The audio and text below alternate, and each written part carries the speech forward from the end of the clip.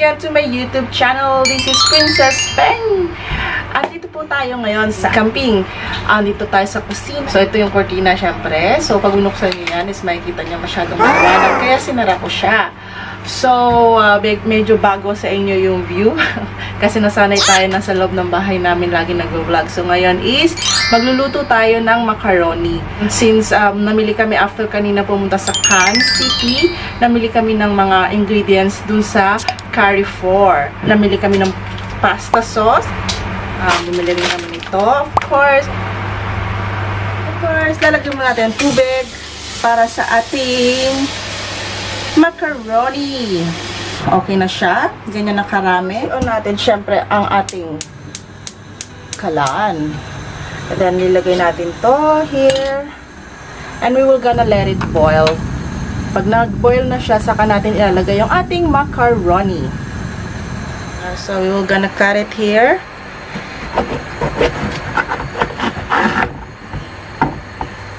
Lagi ko tinatanggal ang buto pag nagluluto ako ng kahit ano. Ewan ko, bakit ko ba siya tinatanggal? Kayo din ba, tinatanggal niya yan?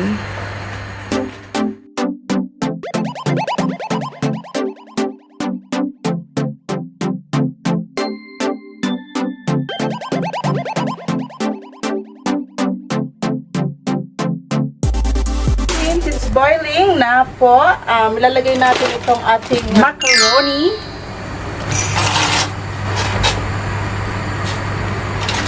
Nagbo-boil na isa, bubuksan natin ito isa para start na natin i-saute. Let it mag-hot ang ating pan. Lagyan natin siya ng 2 teaspoon. Ayan, mainit na. So this one, hinaan lang natin ng apoy. Kasi ibo-boil lang naman natin siya para hindi siya masyadong malutak. Tapos, lagay na natin to. Lagay na natin lahat para maraming gulay na kakainin. Soy. So, we're gonna saute. So, 2 to 3 minutes lang natin siyang saute. So, isunod na natin itong ating and then we will gonna mash lang natin.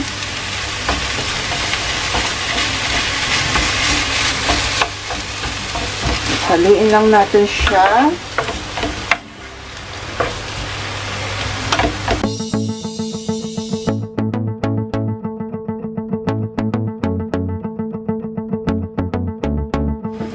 So, I already checked. This is already tender. So, we can drain the water.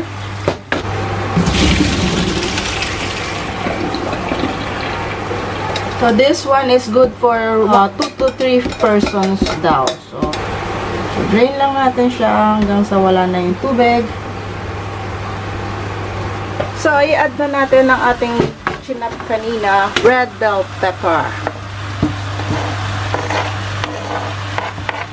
And of course, we're gonna mix it well.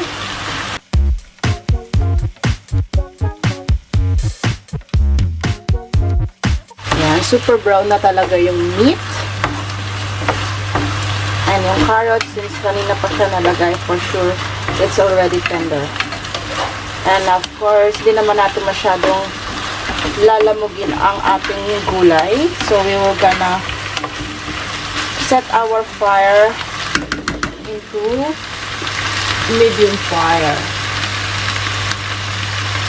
So, medium fire na siya. We're going to put this one na, ang ating tomato puree for our sauce.